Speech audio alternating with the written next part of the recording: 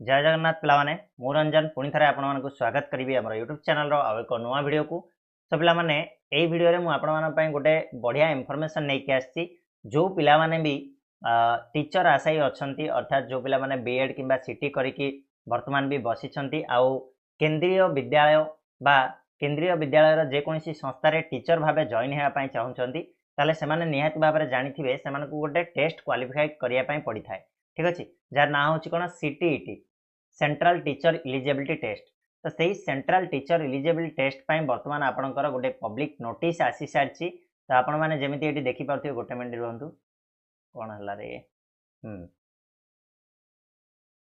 तो central eligibility test पाई बर्तमान आपणकर नोटिस आसी सारी।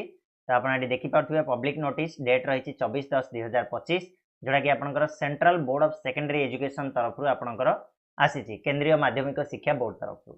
तो यही एग्जाम केबे हम ना आपणकर नोटिस को आम जब पढ़ा ताले 8 फेब्रुआरी 2026 रे आपणकर एग्जाम टी हवा को जाउची। बोथ पेपर 1 और पेपर 2 रे हम जो माने भी जो पेपर पाई एग्जाम्पल सॉरी क्वालिफाइड थिबे बा एलिजिबल रही थिबे से माने सही पेपर पाई अप्लाई करिवे।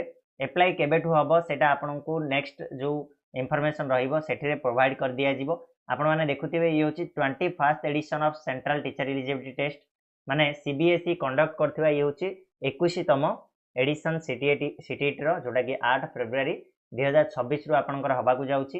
पेपर 1 और पेपर 2 दीड जाकर हबो ऑल ओवर इंडिया रे हबो 132 टा सिटी रे 20 टा लैंग्वेज रे आपनकर हबा पई जाउची। ठीक अछि। तो यार जो डिटेल रही डिटेल ऑफ एग्जामिनेशन को सिलेबस को language eligibility criteria examination fee examination city ए सब गुड़ाक डिटेल आपन को आउ गोटे ये नोटिस रे दर्शाई दि जाव। गोटे पीडीएफ आपन को मिल जाव कौटी मिल जाव आपन एथि अपडेट रुहतु https.ctet.nic.in ये जो ऑफिशियल वेबसाइट रही एठी आपन को सही सब डिटेल मिल जाव जो सब डिटेल आपन को दरकार अच्छी माने जमती कि सिलेबस होगा लैंग्वेज होगा एलिजिबिलिटी क्राइटेरिया होगा केबेठु आपन अप्लाई करेंगे। आउ गोटे कथा अप्लाई भी आपन सही वेबसाइट रे ही करि परिबे। तो आपनकर खूब शीघ्र सेठी दिया जिवो बोली कहा जायछि शॉर्टली दिया जिवो बोली कहा जायछि। तो व्यस्त बार किछि नै आपनकर डेट पळे आछि 8 फेब्रुआरी 2026 आउ आपनकर जल्दी नोटिस मध्ये पळाइछबो जहाँ भी डिटेल्स मध्ये पळाइबो।